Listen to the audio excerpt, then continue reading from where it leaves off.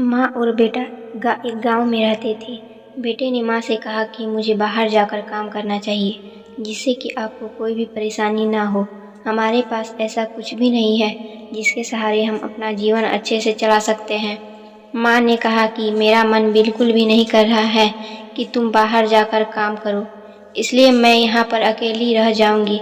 लेकिन बेटा बार बार जिद करके यही कह रहा था कि मुझे काम करना ही होगा, नहीं तो गांव में रहकर हम कुछ भी नहीं कर पाएंगे।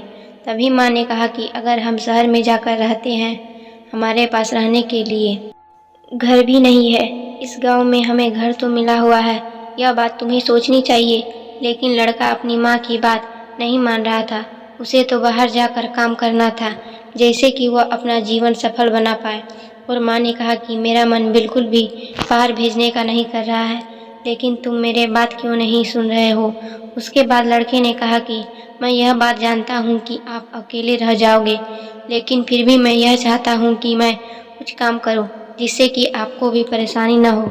लेकिन आप मुझे बाहर भेजने के लिए तैयार नहीं हो रही हो। माँ का मन उसे बाहर भेजने के लिए नहीं कर रहा था, लेकिन लड़का जिद करके बाहर चला जाता है और नौकरी की तलाश करनी शुरू कर देता है, जैसे कि उनका जीवन सफल हो जाए। 1 महीना बीत चुका था, लेकिन लड़के की कोई खबर नहीं थी। लड़का अभी तक वापस नहीं आया था। माँ को भी चिंता होने लगी थी कि लड़का यह कहकर गया था कि नौकरी की तलाश करने जा रहा है, लेकिन अभी तक भी नहीं आ रहा।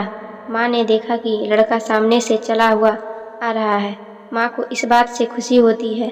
लड़का माँ के पास आता है और कहता है, मुझे एक अच्छी नौकरी मिल गई है, अब हमें मुसीबत का सामना नहीं करना पड़ेगा। यह बात सुनकर माँ खुश हो जाती है, लेकिन माँ यह भी जानती थी कि लड़का शहर में जाकर क्या करेगा। उसे बिल्कुल भी यकीन नहीं हो रहा था कि लड़के ने अपने लिए अच्छी नौकरी देख ली थी, लेकिन वह शहर से बिल्कुल अनजान था। माँ इस बात को जानती थी कि 1 महीना वह कैसे रह पाएगा। वह दूसरों के घर जाकर काम करता था, तभी उन्हें एक वक्त का खाना मिलता था। लेकिन लड़के ने अपने काम की तलाश कर ली थी। वह जानता था कि अगर हमारा जीवन ऐसा होगा तो कुछ भी नहीं होगा। अगर आपको यह कहानी पसंद आई तो आप इसे शेयर ज़रूर करें। माँ के दिल की कहानी। अगर आपको यह कहानी अच्छी लगी तो इसे आगे भी शेयर करें।